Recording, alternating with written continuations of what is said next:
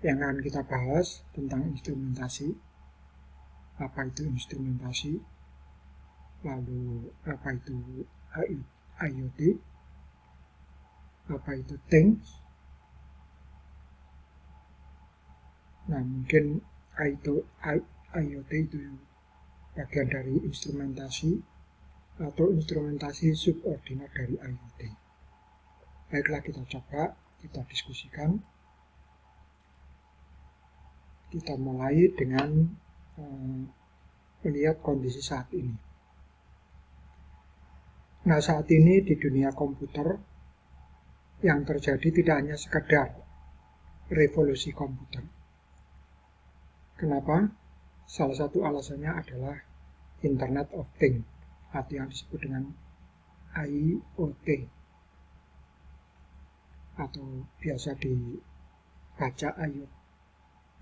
Ada banyak sekali inovasi mulai dari sistem operasi yang lebih baru, hingga kelahiran e-commerce, kelahiran perangkat yang lebih pintar seperti smartphone, dan lain-lain.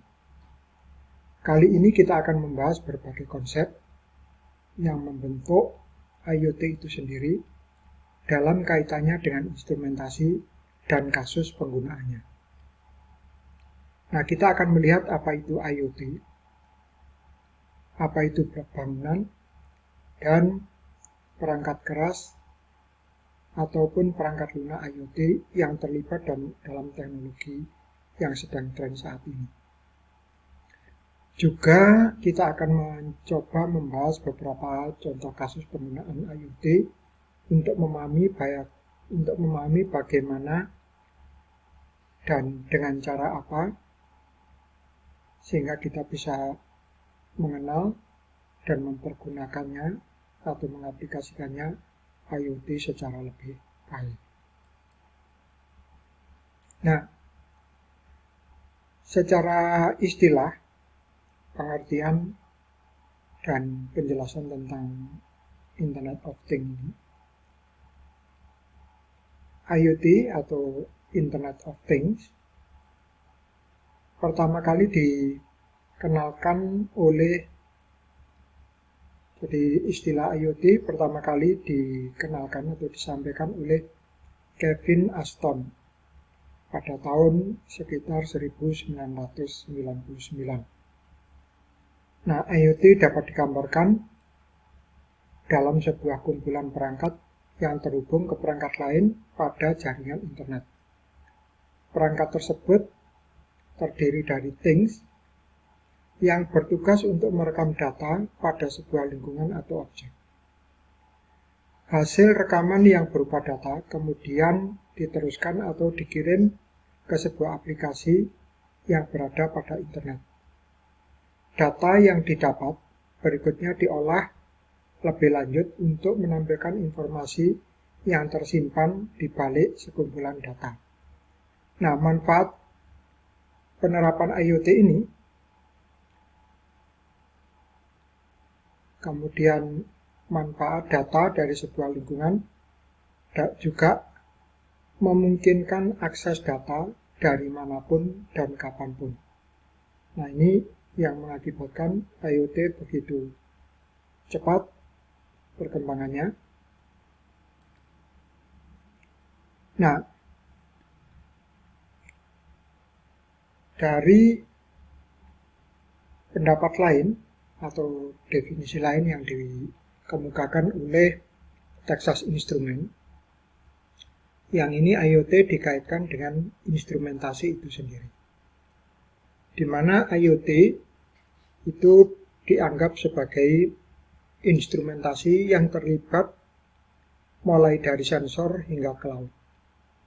Sirkuit terintegrasi sehingga memungkinkan Anda merasakan, memahami, dan mengirimkan data secara cerdas, secara akurat, dari manapun kemanapun. Nah, kemajuan dalam kekuatan nano, penginderaan mmWave, konektivitas 5G, kecerdasan buatan, dan pembelajaran mendalam juga membantu untuk menciptakan desain IoT yang lebih mutakhir lagi untuk aplikasi apapun. Nah, sirkuit itu sendiri dan alat desain yang didukung oleh keahlian sistem selama puluhan tahun dan jaringan mitra cloud yang saat ini menjadi andalan bagi industri, memungkinkan instrumentasi dan IoT itu memberikan akses pasar yang cepat dengan mempergunakan teknologi sehingga dapat memecahkan kekuatan, kinerja, dan tantangan keamanan itu sendiri. Nah, dari Telkom IoT, dia juga mengemukakan tentang definisi dari IoT itu. Nah, menurut Telkom IoT ini didasarkan pada perkembangan industri 4.0 yang waktu itu sedang berada pada puncaknya. Sehingga setiap sektor lambat laun akan mulai berevolusi menjadi smart industry dengan memanfaatkan IoT, terutama dalam menjalankan bisnis. Nah, ketersediaan sensor, konektivitas yang terjangkau, keberagaman platform, dan kemampuan menyimpan data dalam skala besar membuat IoT menjadi sebuah kendaraan untuk menuju kesuksesan bisnis. Mengapa industri membutuhkan digitalisasi proses bisnis? Mungkin dapat kita bayangkan, kalau ribuan pekerja yang harus berkoordinasi satu sama lain dan berhadapan dengan angka-angka atau mesin setiap harinya, maka itu akan memunculkan masalah yang cukup rumit. Nah, dengan adanya IoT, hal ini dapat diatasi.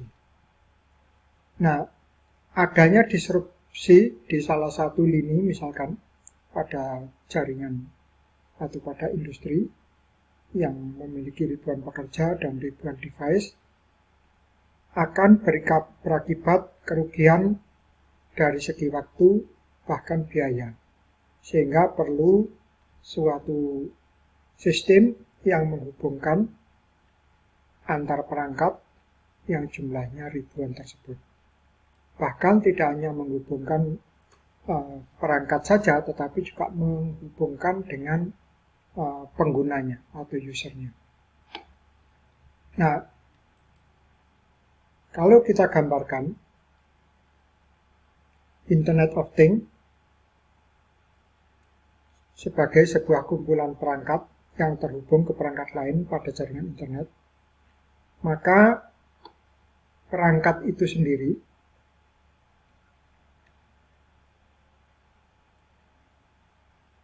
atau perangkat tersebut akan terdiri dari things yang bertugas untuk merekam. Jadi perangkat-perangkat ini yang disebut sebagai thing bertugas sebagai perekam data pada sebuah lingkungan atau objek.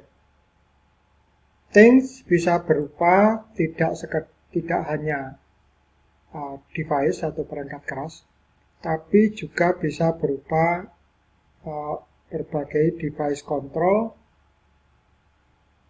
sensor, peralatan monitoring, pengawasan, baik berbentuk sensor, aktuator, transducer, interface, pengkondisi sinyal, prosesor, microcontroller, mini komputer, pengelolaan daya atau power management, peralatan sekuritas, dan lain-lain.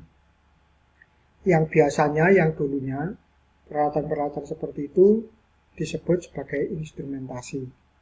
Nah, saat ini Internet of Things, perangkat instrumentasi, itulah yang disebut sebagai things. Jadi sebetulnya Internet of Things tidak lain adalah Internet of instrumentasi. Nah, sebagai contoh misalkan pada industri manufaktur.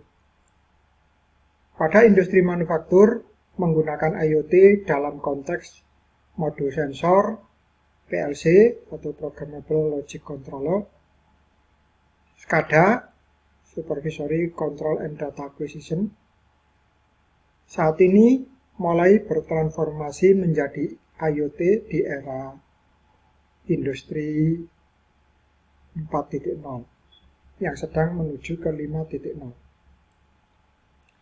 Nah, cakupan sensor yang dipergunakan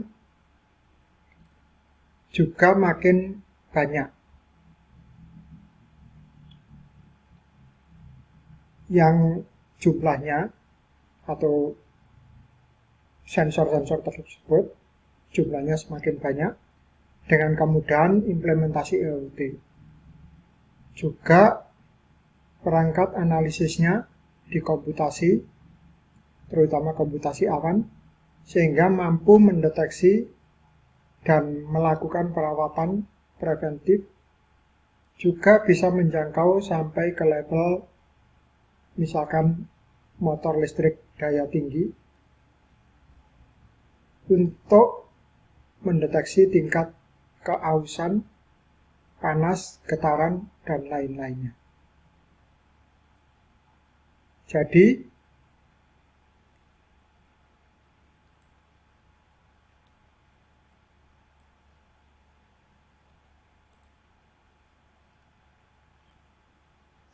IoT memberikan kemudahan dan variasi penggunaan yang makin banyak untuk efisiensi kerja industri. Bahkan apabila IoT ditambah dengan cakupan analisa menggunakan teknologi komputasi awan dan kecerdasan buatan, maka industri akan semakin dapat membuka potensi besar untuk menumbuhkan pangsa pasarnya. Sektor seperti rumah pintar dan konstruksi, otomotif, manufaktur, rantai pasok, layanan kesehatan, dan energi merupakan basis yang sangat urgen untuk mengadopsi teknologi IoT demi mendapatkan efisiensi kinerja ke depannya.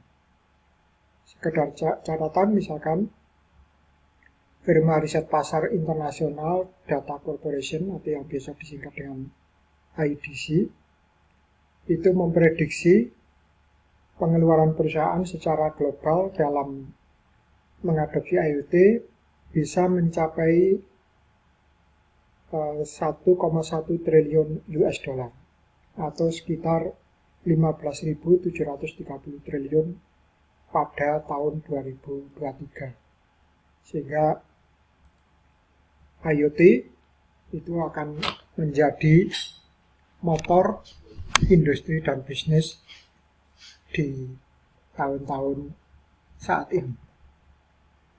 Nah, banyaknya kemanfaatan yang ditawarkan oleh IoT menjadikan teknologi ini diterapkan pada berbagai bidang.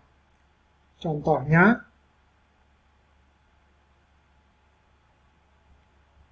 sebagai berikut, misalkan pada dunia kesehatan.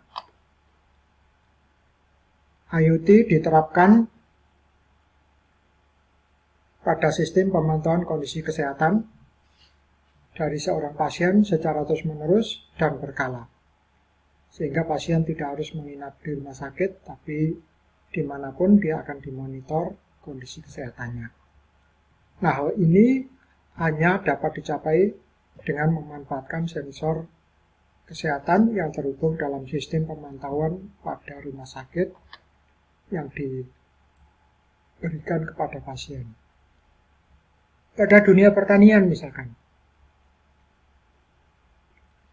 IoT dapat diterapkan pada kondisi pemantauan dari keadaan sebuah lahan pertanian, status pertumbuhan tanaman, ataupun memonitor akan adanya hama atau perubahan cuaca yang tidak terduga. Nah, pada industri, penerapan dan penggunaan IoT juga telah mengubah industri dalam cara mereka mengoperasikan, berkomunikasi, dan memanfaatkan data untuk beberapa tujuan, seperti meningkatkan efisiensi, pemeliharaan prediktif, real-time data, meningkatkan keamanan, dan mencegah adanya failure atau kesalahan. Nah, bagaimana dengan aktivitas kehidupan? Pada aktivitas kehidupan atau pada lingkungan yang menjadi pusat aktivitas manusia dapat diwujudkan dalam sebuah sistem yang termonitor atau terjaring dalam suatu komunikasi dalam IoT. Misalkan dalam bentuk smart home atau di kota misalkan smart city. Nah, smart home atau smart city dimonitor melalui kamera, sensor, dan instrumentasi otomatis lainnya. Tidak hanya memonitor, tapi juga melakukan aksi yang diperlukan bila terjadi sesuatu yang tidak diharapkan. Nah, apa sih sebetulnya kegunaan IoT dalam berbagai hal tadi? Kegunaan IoT sendiri, mungkin kita langsung kita gabung instrumen dan IoT. Nah, ada 4 hal yang utama dari IoT dan instrumentasi. Yang pertama adalah fungsi sebagai penghubung. Instrumentasi meningkatkan kemampuan desain IoT dengan opsi perangkat keras, perangkat lunak, dan alat konektivitas kabel ataupun nirkabel dalam teknologi informasi untuk aplikasi IoT. Nah, yang kedua adalah fungsi keamanan. Instrumentasi mendesain sistem terkait IoT untuk mencapai kepatuhan terhadap peraturan keselamatan, standar keamanan, dan pertimbangan keselamatan fungsional lainnya. Lalu, IoT juga ditandai dengan kemampuan penalaran. Nah, kemampuan penalaran ini yang memungkinkan sistem IoT dapat melakukan secara akurat, merasakan kondisi lingkungan,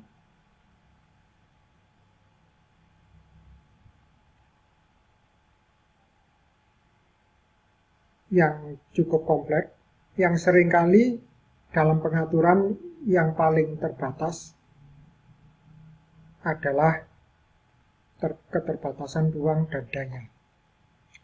Sehingga perlu adanya inovasi sensor dalam instrumentasi untuk meningkatkan penginderaan yang lebih cepat, lebih kecil, dan lebih tepat untuk IoT.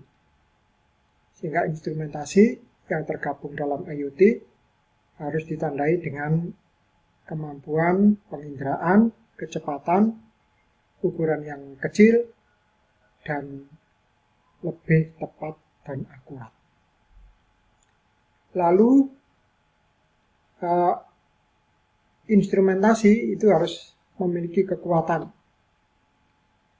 yakni instrumentasi harus memberikan sirkuit terpadu manajemen daya yang inovatif dan sumber daya desain yang mudah digunakan, yang memungkinkan desainer untuk dengan cepat mengembangkan aplikasi siap internet. Tentu saja dengan daya rendah, tetapi memiliki jangkauan komunikasi baik melalui kabel ataupun nirkabel. Juga bisa terhubung ke awan, ke cloud, yang memungkinkan setiap device atau sensor itu terhubung satu sama lain.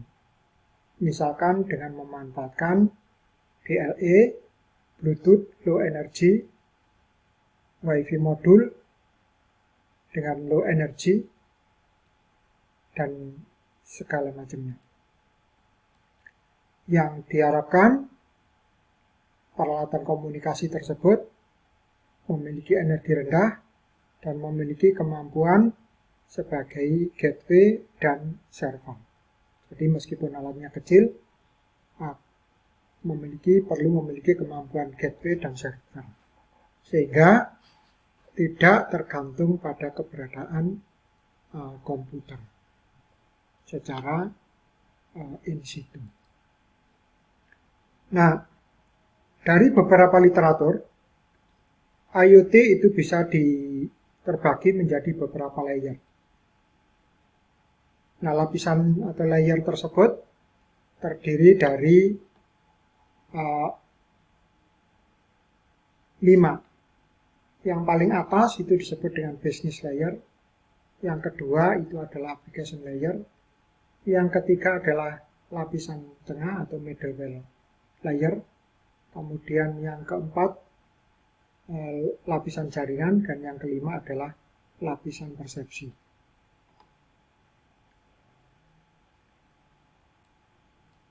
Nah, seperti yang terlihat pada gambar ini, pada diagram tersebut, bahwa perception layer itu terdiri dari beberapa node, baik itu objek fisik, misalkan sensor, aktuator, di mana things berada dan umumnya berada pada jaringan internet. Ini di perception layer. Nah, things berfungsi untuk mewujudkan, atau things dapat diwujudkan dari sebuah sensor yang terhubung dengan mini komputer atau microcontroller. Kemudian sensor bertugas merekam data, lalu mini komputer atau microkomputer bertugas mengolah data dan mengirim data ke layer berikutnya menggunakan protokol atau teknologi jaringan.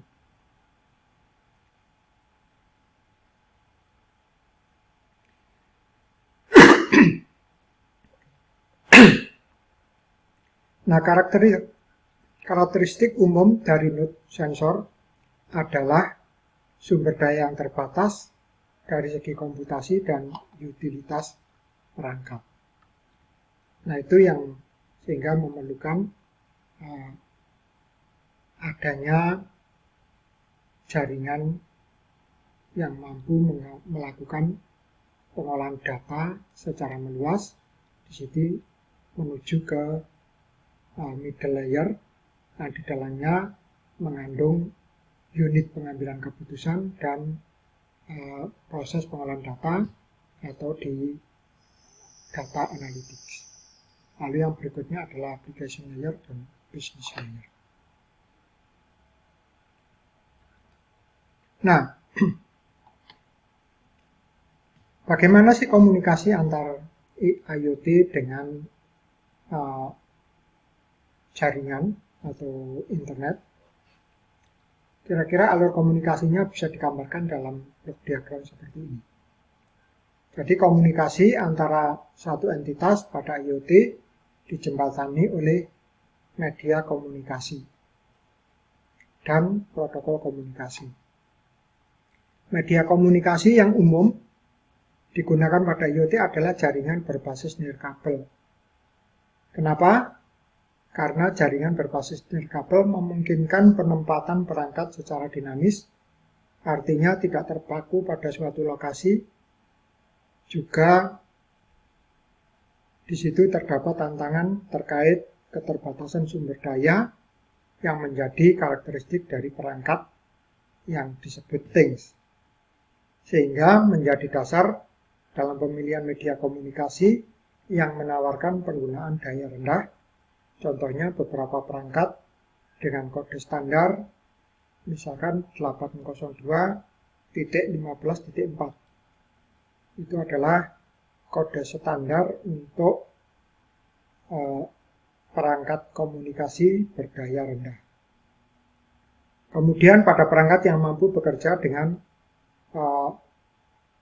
peralatan komunikasi atau protokol TCP/IP, maka dapat digunakan media komunikasi berbasis 802.11 atau Wi-Fi. Nah, pengalamannya selain mempergunakan IPv4, IPv4 dapat digunakan IPv6 untuk mendukung identitas perangkat dengan jumlah yang sangat besar. Sehingga mereka dapat bertukar pesan antar perangkat tersebut, juga menyediakan protokol perpesanan dengan kondisi perangkat IoT, misalkan dengan MQTT dan COAP. Nah, middle layer bertugas menghubungkan antara network layer dengan application layer, sedangkan middleware layer dipergunakan untuk menjawab keterbatasan akses internet dari things dan tantangan interoperabilitas. Aplikasi layer bertugas menyimpan dan memproses data lebih lanjut atau berfungsi untuk mengolah data. Data yang dikirim oleh node sensor di perception layer tidak berarti sama sekali jika tidak diolah dan mempergunakan aplikasi pengolah data yang pada umumnya berada di lingkungan internet. Nah, hal ini memerlukan dukungan perangkat komputasi yang mendukung skalabilitas. Nah, pada IoT, antar layer terdapat layer network yang bertugas menghubungkan di antara keduanya. Pada layer ini terdapat beberapa jenis media komunikasi yang digunakan. Nah, pada layer jaringan, di teknologi IoT pada layer jaringan sendiri, kalau kita perluas, umpamanya pada layer ini terdapat beberapa jenis media komunikasi yang digunakan, misalkan Wide Local Area Network atau disingkat dengan WLAN. Kemudian Long Range Communication atau disingkat dengan LoRa. Lalu jaringan seluler atau biasanya disingkat dengan GSM. Juga Narrowband Internet of Things atau disingkat dengan NB-IoT. Lalu Bluetooth Low Energy atau disingkat dengan BLE yang digunakan di mana komunikasi jarak dekat sudah cukup untuk mengatasi masalah. Nah, jaringan BLE ini sebagian besar digunakan dalam teknologi yang dapat dijangkau dalam jarak pendek. Lalu berikutnya Wireless Personal Area Network atau disingkat dengan WBAN. Juga RFID dan EPC. RFID itu adalah kode frekuensi untuk radio dan EPC adalah kode frekuensi untuk komunikasi elektronik. Lalu juga NFC. Apa itu NFC? NFC adalah singkatan dari Near Field Communication. Nah, perangkat komunikasi ini digunakan untuk memungkinkan interaksi dua arah antara perangkat elektronik. Nah, NFC ini pada dasarnya adalah untuk smartphone dan sebagian besar digunakan untuk melakukan transaksi pembayaran tanpa kontak. Jadi NFC ini lebih banyak untuk keperluan smartphone dan bisnis atau keuangan. Lalu dua yang terakhir adalah Z-Wave dan Wi-Fi. Apa itu Z-Wave? Z-Wave adalah teknologi komunikasi yang mempergunakan radiofrekuensi berdaya rendah. Z-Wave ini adalah RF daya rendah. Ini terutama digunakan untuk keperluan otomatisasi rumah, pengontrol lampu, dan lain sebagainya. Yang terakhir adalah Wi-Fi. Wi-Fi saya yakin kalian sudah banyak mengenal. Yang ini merupakan pilihan yang paling umum digunakan dalam IoT. Saat ini mayoritas IoT atau LAN menggunakan Wi-Fi untuk membantu transfer file, data, dan pesan dengan mulus atau halus. Sedangkan protokol komunikasinya diantaranya adalah ini tadi, COAP, UDP, IPv6, BLE, IEEE, standar 802.15.4, kemudian ini COAP dan MQTT ini adalah di lapis aplikasi, UDP dan TCP di lapis pemindah atau transport, IPv6, IPv4, SIG Low PAN untuk lapis jaringan, lalu BLE dan ZigBee itu untuk lapis hubung antar data atau data link, IEEE 802.15.4 untuk lapisan fisik. Nah, jadi protokol komunikasi antara satu entitas pada IoT dijembatani oleh media komunikasi dan protokol komunikasi. Media komunikasi yang umum adalah berbasis nirkabel seperti yang disebutkan sebelumnya tadi. Nah, lalu ciri khas atau peran dari IoT itu sedikitnya yang diharapkan IoT itu mengambil 5 peran penting ini. Yang pertama, teknologi IoT ini mampu mengubah industri dan mendorong peningkatan kinerja, meningkatkan produktivitas dan efisiensi yang luar biasa, sehingga memungkinkan industri untuk mendapatkan banyak keuntungan, terutama perbaikan di operasional dan keuangan. Nah, dengan mempergunakan semua manfaat yang ditawarkan oleh IoT, dapat dikatakan bahwa teknologi IoT akan terus memberikan dampak pada hasil bisnis yang lebih baik di industri. Nah, jadi kalau kita pilah, yang pertama, IoT itu mampu meningkatkan efisiensi. Ini adalah manfaat terbesar dari teknologi IoT, yakni memberikan kemampuan pada produsen untuk mengotomatiskan dan karenanya mengoptimalkan efisiensi pengoperasian bisnis. Misalkan dengan robotik dan mesin otomatis yang dapat bekerja lebih efisien dan akurat. Kemudian mampu meningkatkan produktivitas dan membantu produsen menyederhanakan fungsinya.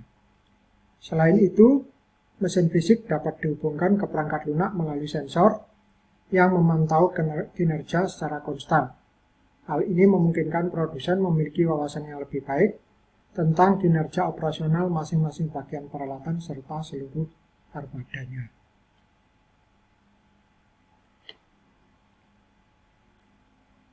Nah,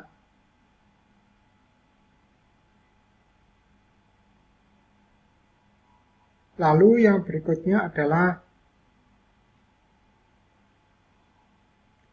IoT itu harus memiliki ciri khas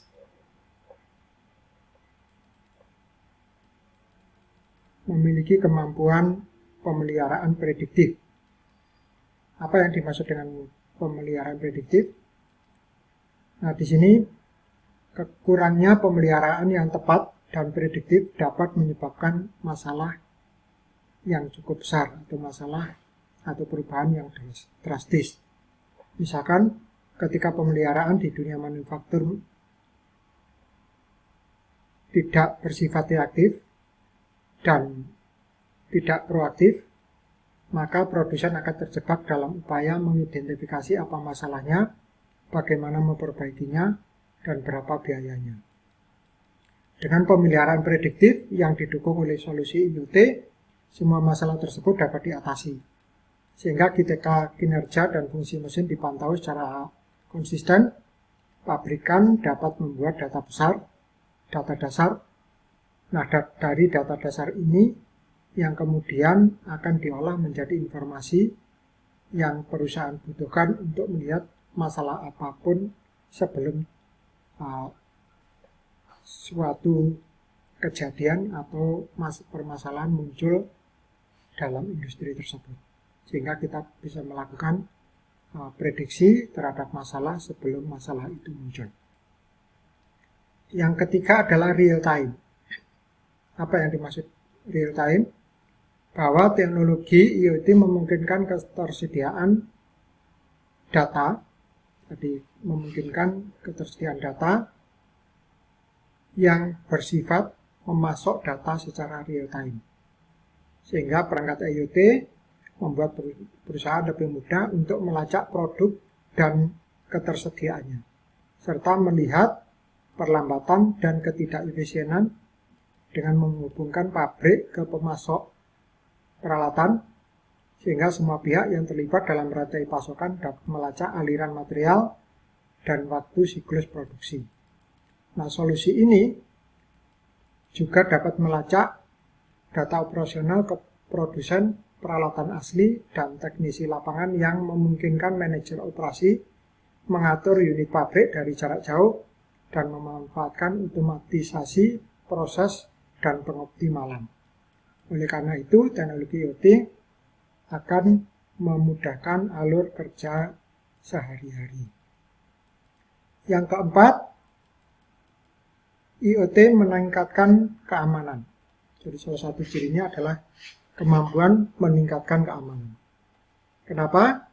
Karena dengan mengandalkan data dan sensor, maka IoT yang mempergunakan semua data dan semua perangkat sensor yang disambungkan ke IoT untuk melakukan operasional sehingga peralatan mampu berfungsi penuh, juga akan mampu membantu meningkatkan keselamatan di tempat kerja. Nah, ini bisa menjadi keamanan pintar ketika semua sensor IoT bekerja sama untuk memantau tempat kerja dan keselamatan karyawan. Sistem keselamatan terintegrasi akan melindungi pekerja di jalur, di lantai, dan di distribusi. Sehingga misalkan jika terjadi kecelakaan, semua orang di area tersebut dapat disiagakan. Operasi juga dapat dihentikan, dan pimpinan perusahaan dapat langsung turut campur tangan dan memastikan kecelakaan dan insiden tersebut diselesaikan. Nah, kerja ini juga dapat menghasilkan data berharga yang dapat membantu mencegah terulangnya kejadian di masa mendatang. Yang terakhir, yang kelima adalah pencegahan kesalahan. Nah, teknologi IoT dalam hal pencegahan kesalahan, dia mampu membantu mengurangi dan bahkan seringkali mencegah kesalahan dalam manajemen inventaris dan aliran produksi. Sehingga perangkat-perangkat yang terjaring dalam IoT memungkinkan perusahaan untuk memantau peristiwa di seluruh rantai pasokan dan melacak inventaris peralatan. Sehingga pengguna perangkat IoT akan menerima pemberitahuan tentang perubahan penting dari set rencana serta perubahan.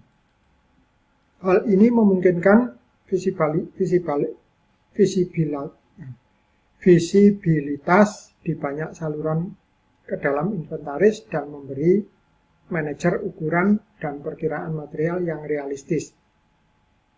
Proses di lini produksi juga dapat dipantau menggunakan IoT yang hampir dapat dikatakan real time. Nah, hal ini juga dapat merekomendasikan penyesuaian penyesuaian dalam operasi untuk manajemen biaya operasional yang lebih baik dan bahkan menunjukkan kelambanan dalam produksi. Solusi ini akan mencegah perlambatan dan menurunkan biaya dengan menghilangkan pemborosan atau pekerjaan yang tidak diperlukan.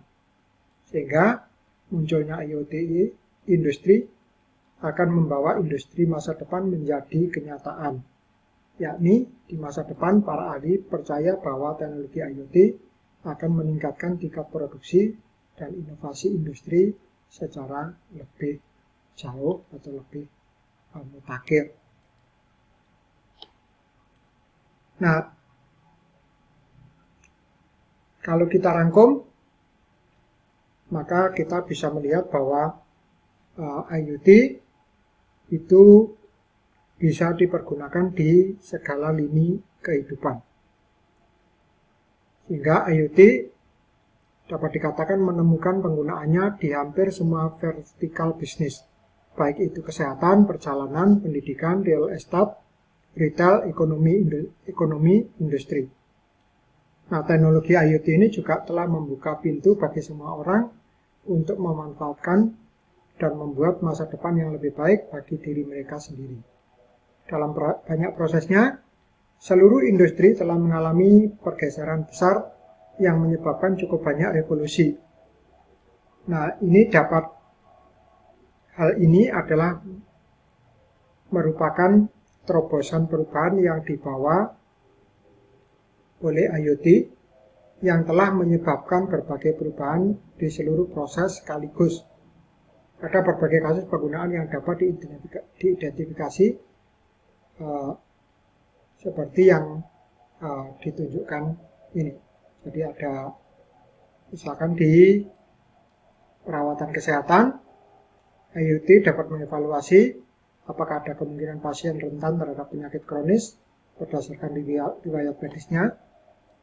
Di perjalanan misalkan, IoT dapat memudahkan semua kebutuhan perjalanan, mulai dari rencana perjalanan hingga kunci kamar elektronik, kebutuhan perjalanan, bantuan, dan informasi. Nah, IoT bisa menjadi satu-satunya titik sumber informasi dalam waktu dekat. Yang ketiga di bidang pendidikan. Nah, IoT akan membawa semua kebutuhan pendidikan ke proses yang mudah. Pengetahuan sesuai permintaan, berbagai pengetahuan di antara rekan-rekan di seluruh lokasi geografis, kesenjangan keterampilan, kesenjangan pengetahuan dapat dikurangi dengan berbagai cara melalui berbagai pengetahuan. Di bidang real estate misalkan, solusi hemat energi, pilihan cerdas untuk menutup ruang, dan kenyamanan akan membentuk sektor real estate ke tingkat yang lebih tinggi. Perangkat listrik seperti kipas angin, lampu dinyalakan hanya jika kehadiran manusia dirasakan. Jika tidak, maka akan dimatikan. Dengan demikian, akan mengurangi konsumsi daya ke kesepakatan yang lebih besar. Yang terakhir adalah, yang kelima adalah retail. Nah, toko yang mempergunakan IoT akan mengandalkan pasokan berdasarkan permintaan, lalu pembayaran akan berjalan lebih mudah, perawatan gudang yang lebih sederhana, rantai pasokan permintaan yang lebih baik, sehingga permintaan manajemen gudang akan menjadi lebih sederhana. Yang keenam di masalah ekonomi. Bagaimana ekonomi bisa terbantu oleh IoT? Konsep kontrak cerdas berdasarkan teknologi blockchain misalnya, dan Internet of Things telah menjadi kenyataan. Nah, ini memotong seluruh proses dari semua upaya manual. Sehingga saat ini, kemarin teknologi blockchain ini telah mengubah bagaimana transformasi atau transfer dana dari satu tempat ke tempat itu menjadi sangat sederhana. Yang ketujuh adalah industri. Industri mengandalkan yang disebut IIC yang didorong oleh misi untuk mempercepat adopsi IoT di industri.